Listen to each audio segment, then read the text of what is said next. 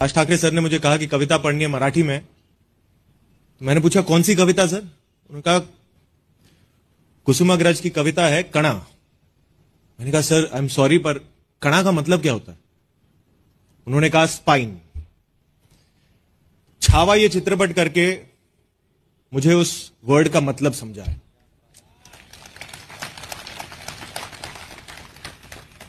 कणा ओळखलं का सर मला?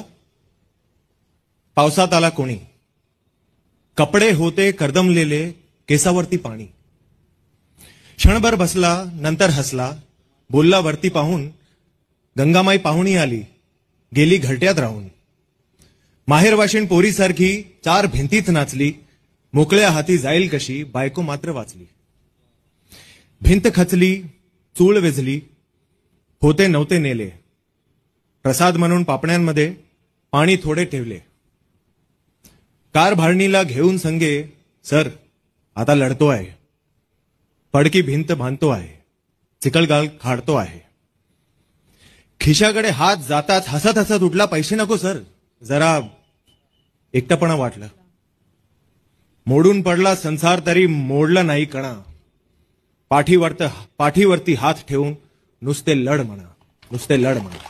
धन्यवाद. थँक्यू.